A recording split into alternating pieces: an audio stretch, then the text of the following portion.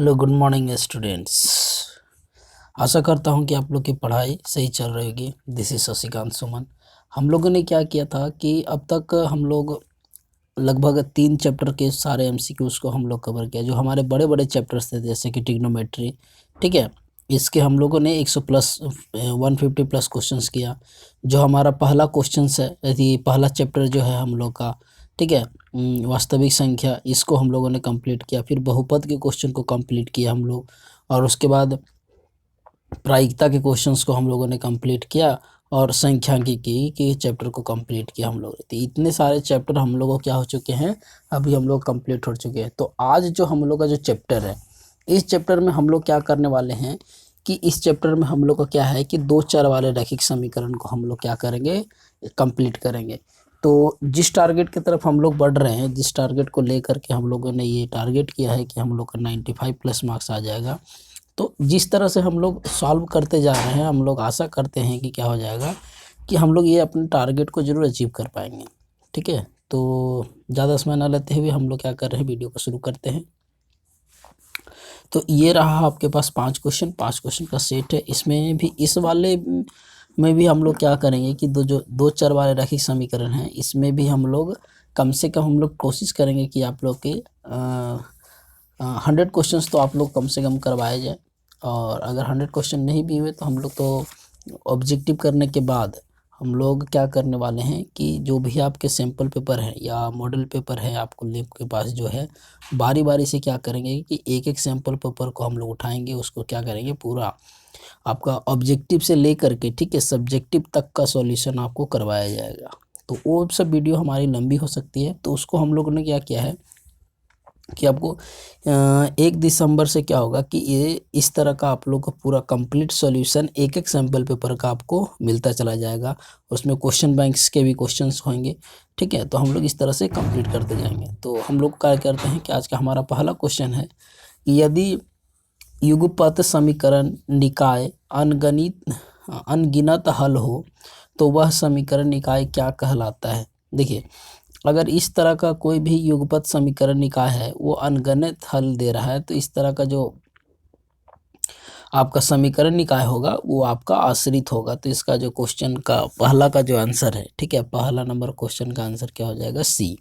ठीक है, ये कुछ कुछ सब्जेक्टिव क्वेश्चन है, यदि ऑब्जेक्टिव क्वेश्चन है जो आपका वर्ड प्रॉब्लम के तौर पे है, तो हम लोगों ने क्या किया है कि सीधा सीधा ऐड करने का कोशिश किया है कि ताकि अगर एग्ज़ाम में आपका आ जाए तो आपसे बने, ऐसा नहीं हो कि आप छोड़ करके आगे चल जाओ।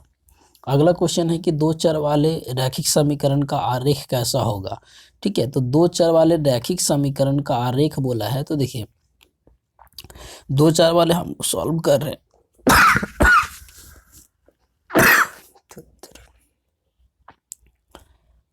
दो चर वाले रैखिक समीकरण को सॉल्व करते हैं तो हम लोग का इक्वेशन कैसा रहता है, x + y = समथिंग।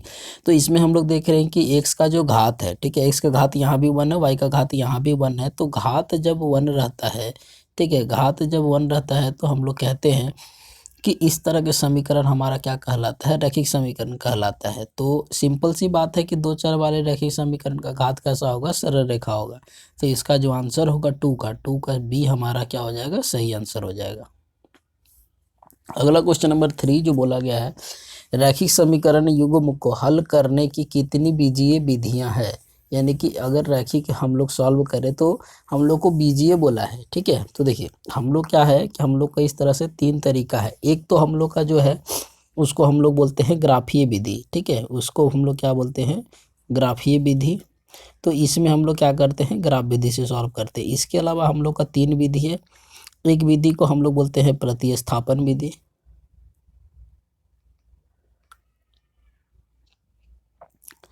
ठीक है, दूसरा जो विधि है इसको हम लोग बोलते हैं विलोपन विधि,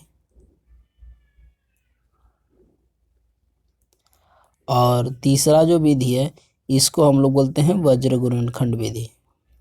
तो बीजीय व्यंजक को सॉल्व करने के लिए हमारे पास कितने हो गए, ये 3 हो गए, और ग्राफीय विधि है। तो ऐसे तो हम लोग को 3 ही हम लोग लेंगे। तो इसका जो आंसर है, ठीक है, इसका आंसर हमारा क्या हो जाएगा, सॉरी, इसका आंसर हम लोग का कितना हो जाएगा, 4। तो इसका आंसर कितना हो जाएगा, 4।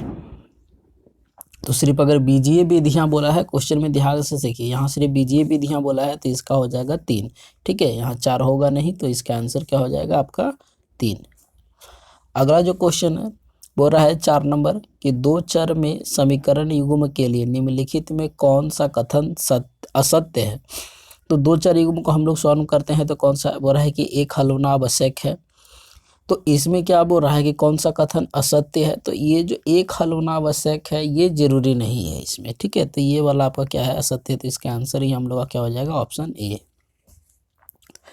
5 नंबर क्वेश्चन में बोला गया है कि समीकरण निकाय a1x plus b1y plus c1 equal to 0 है तथा a2x plus b2y plus c2 equal to 0 है तो अद्वितीय हल होगा। तो देखिए ये हम लोग का कंडीशन दिया है। हम लोग का इस तरह का 3 कंडीशन होता है। एक जो अद्वितीय हल के लिए जिसमें हम लोग बोलते हैं कि केवल एक हल होता है, एक जो होता है कि अपरिमित रूप से अनेक हल होगा, और एक होगा जो हम लोग बोलते हैं कि इसमें कोई हल नहीं होगा। तो कंडीशन क्या है, यहाँ आप लोग को बोला है अद्वितीय हल। अद्वितीय हल के लिए कंडीशन है कि a1 जो होना चाहिए, ठीक है, a1 जो होना चाहिए, a1/b2 का जो रेशियो है वो नॉट इक्वल टू होना चाहिए b1/b2। तो इस केस में जो समीकरण होगा वो इस तरह से एक दूसरे को क्या करता है प्रतिच्छेद करता है, और ये क्या करता है कि एक बिंदु पर, ठीक है, एक ही बिंदु पर आपको क्या करता है कि यहाँ पर ये कटेगा। तो ये जो कटान बिंदु है इसी कटान बिंदु को हम लोग क्या बोलते हैं कि यहाँ पर एक हल देगा। ठीक है, तो इसका आंसर हम लोग का कौन सा हो जाएगा option B, a1/a2 not equal to b1/b2। तो ऑप्शन बी हम लोग का सही हो जाएगा। आगे हम लोग चलते हैं क्वेश्चन नंबर 6 की तरफ। क्वेश्चन नंबर 6 में हम लोग को पूछा गया है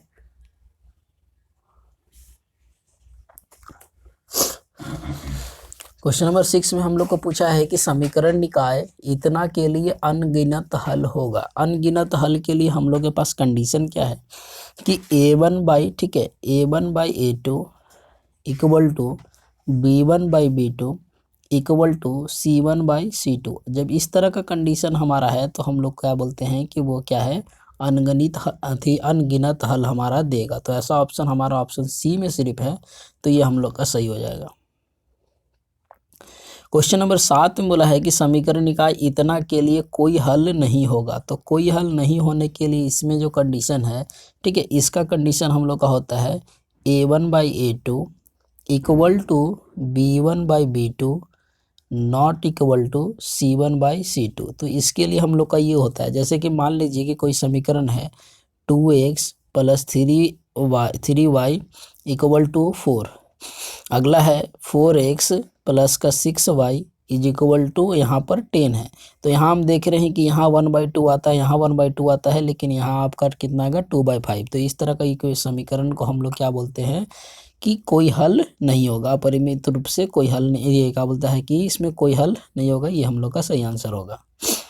अगले क्वेश्चंस की बात करें, क्वेश्चन नंबर 8 में बोल रहा है कि यदि समीकरण निकाय इतना a1x plus b1y equal to c1 तथा ये है तो आरेख एक दूसरे को एक निश्चित बिंदु पर प्रतिच्छेद करे तो समीकरण निकाय के हल होंगे। तो देखिए हम लोग अभी पढ़े कि अगर सिर्फ क्या बोल रहा है कि एक बिंदु पर अगर प्रतिच्छेद करता है तो हम लोग जान रहे हैं कि इस तरह आएगा, इस तरह से आएगा। तो ऐसा जो कंडीशन होता है वो सिर्फ एक ही बिंदु पे, इसका मतलब एक और केवल एक ही हल देगा, और कोई हल हम लोग का पॉसिबल नहीं हो सकता है। तो इसका आंसर कौन सा हो जाएगा आपका बी। क्वेश्चन नंबर 9 में जो है 9 में बोला है कि यदि समीकरण निकाय a1x plus b1y plus c1 is equal to 0 है तथा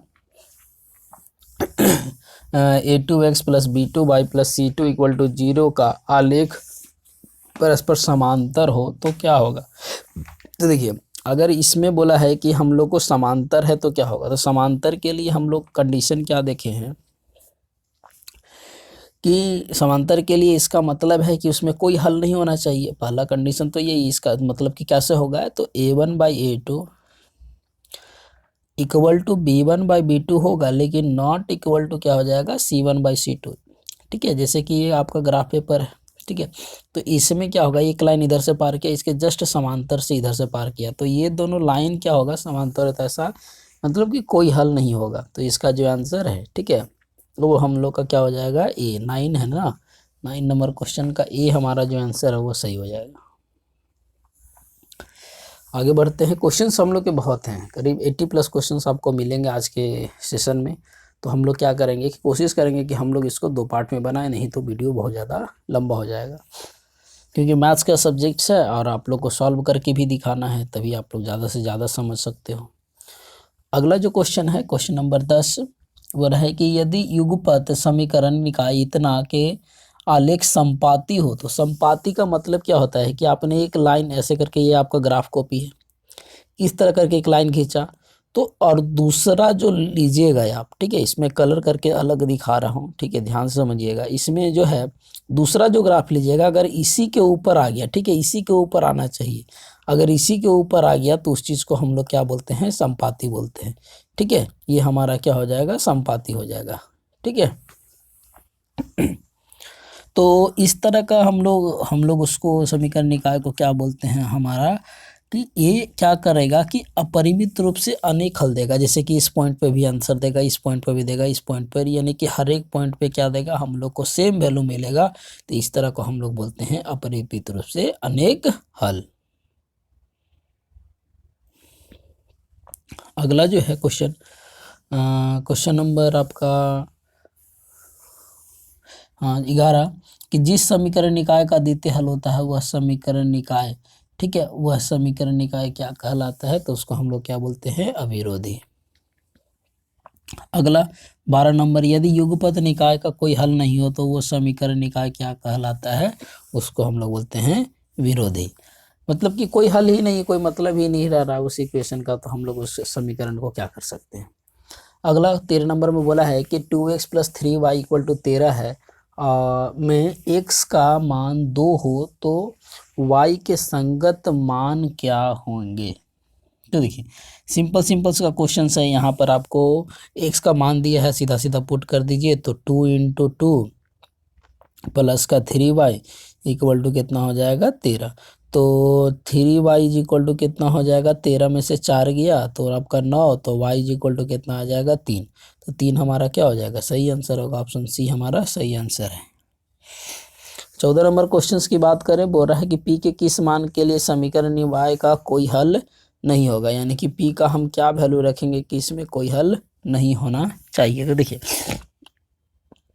कोई हल नहीं होगा, इसके लिए हम लोग कंडीशन क्या जानते हैं, मतलब है कि a1/a2, ठीक है, = b1/b2 not equal to c1/c2। ये कंडीशन में हम लोग का क्या होता है कि कोई हल नहीं होगा। तो यहाँ पर हम लोग देख रहे हैं कि 5 कितना है आपका 1 = है 2 आपका 3, और तो यहाँ पे आपका क्या है, p है ना, इधर से p हो गया, इधर से 2 हो गया, ठीक है। तो आपका कितना हो जाएगा कि अगर हम लोग सॉल्व करेंगे तो क्रॉस मल्टीप्लिकेशन करेंगे तो p बराबर आपका कितना निकल जाएगा, 2 × 5, तो p बराबर हम लोग कितना हो जाएगा, 10। तो यानी कि p बराबर 10 अगर पुट करेंगे तो कोई हल नहीं होगा। तो इसका आंसर 14 का जो है डी, वो हम लोग का सही आंसर हो जाएगा। थोड़ा हम लोग का स्पीड रहेगा क्योंकि हम लोग को क्वेश्चंस बहुत सारा है, तो हम लोग क्या करेंगे, पूरे क्वेश्चंस को सॉल्व करेंगे। अगला जो 15 नंबर क्वेश्चन है, ये भी वही है, बोला कि k के किस मान के लिए निम्न समीकरण का कोई हल नहीं है, यानी कि k का कौन सा वैल्यू रखे कि हम लोग का कोई हल नहीं होगा। तो इसमें भी वही कंडीशन है कि 1/3 = 2/k, ठीक है। तो यहाँ पर k = कितना हो जाएगा, 3 दूनी 6। तो ये जो है हम लोग का, ठीक है, 16 नंबर क्वेश्चन का डी, ये भी हम लोग का क्या है, 16 नंबर क्वेश्चन का 16 या 15, ठीक है, 15। अच्छा क्वेश्चंस हम लोगों ने क्या किया है, गलती लिख ली है, हम लोगों ने क्वेश्चन 16 को पहले सॉल्व कर दिया है, तो 16 का डी हमारा सही होगा। 15 नंबर को हम लोग सॉल्व करते हैं, बोला कि k के किस मान के लिए युग्म कोई हल नहीं होगा। तो यहाँ पर कितना है, 1/3 = 2/k, ठीक है। तो यहाँ पर हम लोग देख रहे हैं कि इसमें भी बोल रहा है कि कोई हल नहीं होगा, और यहाँ नॉट इक्वल टू आपका क्या है, -15 का 5/15। तो यहाँ पर भी k = क्या हो जाएगा, ये आपका क्रॉस मल्टीप्लिकेशन करेंगे तो हम लोग का कितना आ जाएगा, 6। तो लगभग हम लोग का क्या है कि सारा इसी तरह से हम लोग सॉल्व कर सकते हैं, हम लोग का आंसर्स निकलते चला जाएगा। 17 नंबर क्वेश्चन से फिर से वही बोला गया है कि के किस मान के लिए समीकरण निकाय इतना का अद्वितीय हल होगा। ठीक है, तो इसमें भी हम लोग अगर चेक करें a1/a2, हम लोग का कंडीशंस क्या होता है कि a1/a2, ठीक है, नॉट इक्वल टू है b1/b2 के। तो यहाँ पर हम लोग जो वैल्यू सॉल्व करेंगे तो हम लोग कितना आ जाएगा 2/k नॉट इक्वल टू 3/9। तो इसको जो सॉल्व करेंगे, ठीक है, तो 1/3, ठीक है, यहाँ पर 1/3 आ जाएगा, यहाँ k नॉट इक्वल टू कितना आएगा 6। तो जो इसका आंसर होगा k not equal to 6, option B जो होगा वो सही होगा। 18 नंबर क्वेश्चंस की बात करें, इसमें हम लोग का इस चैप्टर से हम लोग का इसी तरह का क्वेश्चंस हम लोग को ज़्यादातर आता है। ठीक है, कि के किस मान के लिए समीकरण अनगणित होगा, या फिर के किस मान के लिए समीकरण जो है आपका अपरिमित रूप से अनेक हल देगा। ठीक है, 18 नंबर क्वेश्चंस की बात करें, 18 नंबर क्वेश्चंस में बोल रहा है कि आपका है कि के किस मान के लिए समीकरण इकाई इतना का है। ठीक है, तो इसमें क्या है कि इसमें भी हम लोग को फिर से वही निकालना है। तो हम लोग करेंगे 3/6 is equal to 4/k is equal to 5/10। तो अगर इसको सॉल्व करते हैं हम लोग, ठीक है, तो सिर्फ इन दोनों को लेते हैं तो यहाँ पर कितना आता है 1/2 इज इक्वल टू कितना 4/k। इट मीन्स कि k इज इक्वल टू हमारा कितना आ जाएगा 8। तो 8 जो होगा वो हमारा सही आंसर हो जाएगा। ठीक है, 19 नंबर क्वेश्चन में समीकरण इतना के और इतना कैसा है, ठीक है, विरोधी है क्या विरोधी है। तो हम लोग कंडीशन चेक कर लेते हैं। a1/a2 यानी a1/a2 आ जाएगा 1/3 इक्वल टू 2/6, यानी यहाँ भी 1/3 रेशियो आ रहा है, यहाँ 3/9।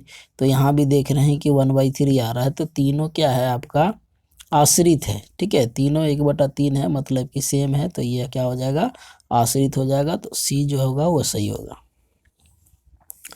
चौथा नंबर क्वेश्चन से 20 नंबर में फिर से वही क्वेश्चन है कि के किस मान के लिए समीकरण निकाय इतना और इतना में कोई हल नहीं होगा। ठीक है, कोई हल नहीं होगा, उसके लिए हम लोग फिर से कंडीशन चेक करते हैं।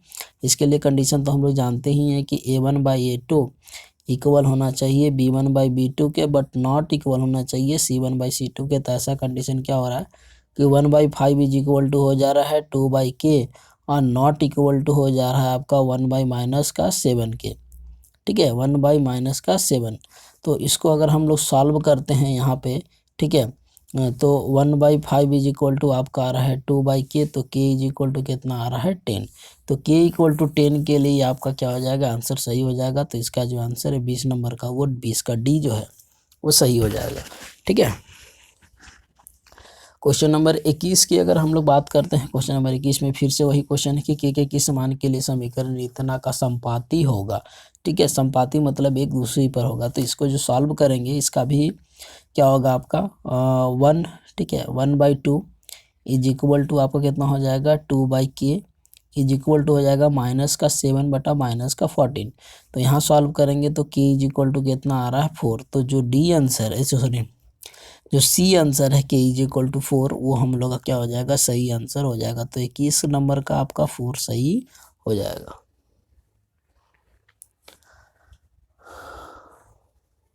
आगे बढ़ते हैं, आगे हम लोग का है, ठीक है, आगे जो 22 नंबर क्वेश्चन है, 22 नंबर क्वेश्चन में भी हम लोग को वही पूछा गया है। 22 नंबर में बोल रहा है कि के किस मान के लिए समीकरण 3x + 2y = 7 और kx + का 9y = 15 का द्वितीय हल होगा। ठीक है, ये क्वेश्चंस को शायद हम लोगों ने सॉल्व किया है, ये रिपीटेड क्वेश्चन है। तो k नॉट इक्वल टू 6 हमारा क्या हो जाएगा सही आंसर होगा।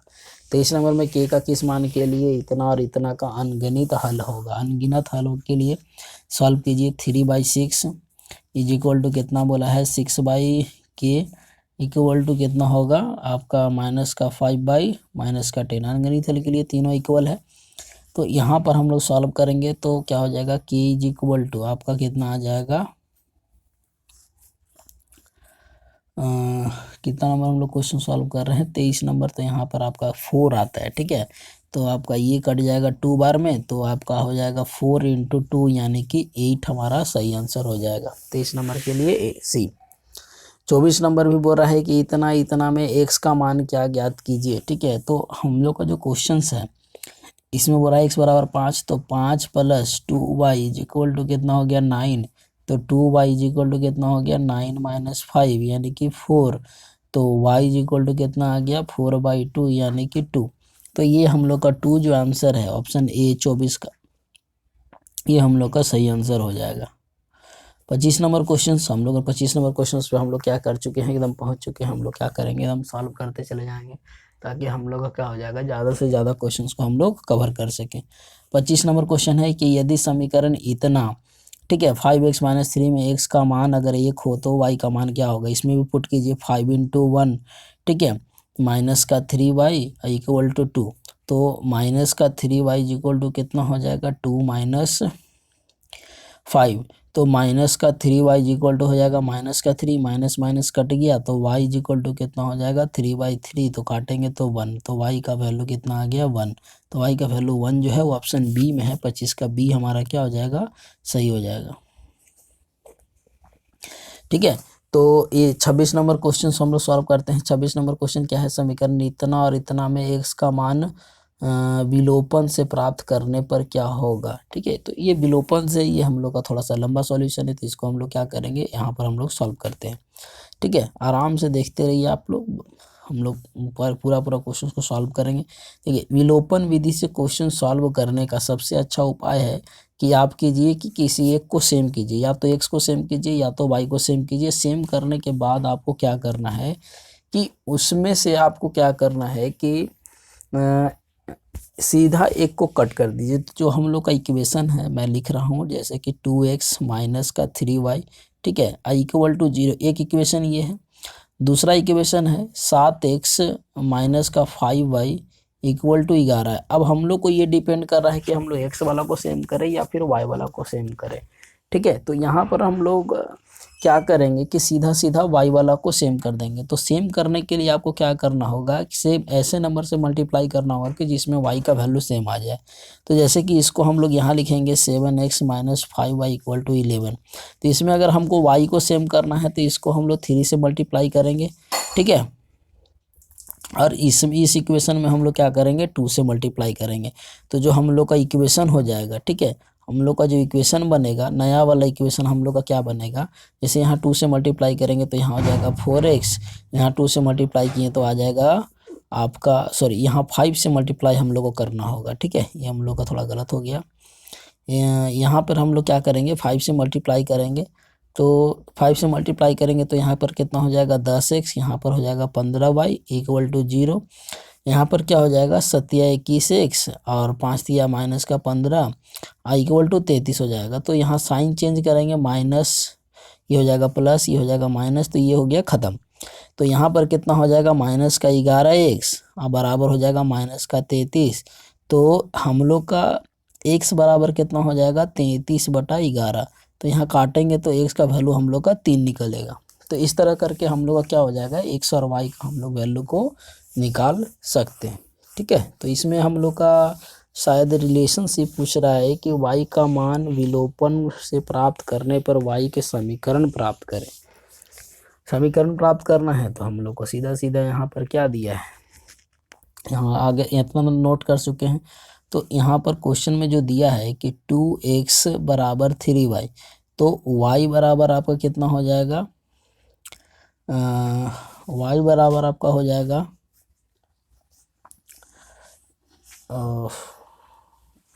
y बराबर आपका हो जाएगा